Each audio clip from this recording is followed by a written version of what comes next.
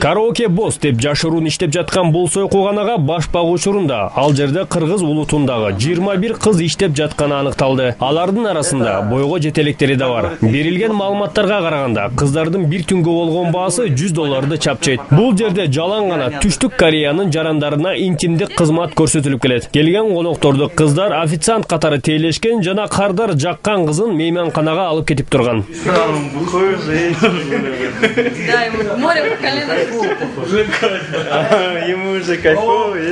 Бул жай Бишкек шаардык ички иштер башкармалыгынын адам сатууга каршы жана сойкуганалардын ишин тыюу боюнча бөлүмүнүн атайын операциясынын негизинде табылды. Мында иштеген кыздар интимдик кызматтан тышкары мүмкүн болушунча кардарлардын акчасын көбүрөөк коротуу милдети да тагылган. Спирт ичимдиктери дүкөндөгү баадан 10 эсе кымбат турат. Карпы стоит, если 50 сомов, где-то 50-70 сомов. Она здесь стоит 500 сомов.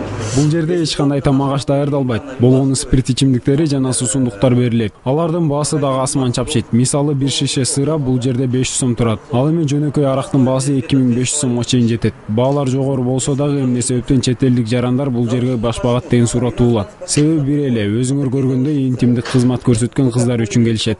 Сойкулар андаёшки жана таёшки болуп эки топко бөлүнүшөт. Андаёшки тобундагы кыздар кардарларга интимдик кызмат көрсөтүшөт. Ал эми таёшки көңүл ачуу үчүн иштешет. Келген кардарларга кыздар жабып калса $100 төлөп мейманканага алып кетип турган. Бирок бардык эле кыздар интимдик кызматка барышпайт. Алар андаёшки жана таёшки болуп эки топко бөлүнөт. Андаёшки тобундагылар интимдик кызмат көрсөтүшөт. Ал эми таёшкилер болсо көңүл ачууга иштешет. Биз азыр болжолдуу кыздар кайсыл топко кирерин аныктадык.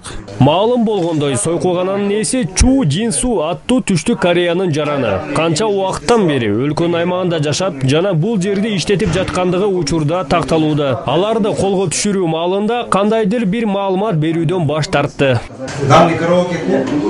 Бул сойкугананын ээси Чу Синжу аттуу Түштүк Кореянын жараны. Анын жанындагы айым бул жерди иштеткен администратор. Паспортундагы көрсөңөр болот. Ошондой эле биз шарттуу кардарды белгиленген $300 акча менен бул жерге киргизгенбиз. Мунун баары столдун бетинде дайыл катарып турат. Азыр сойкугананын ээси кандайдыр бир маалымат берүүдөн баш тартууда.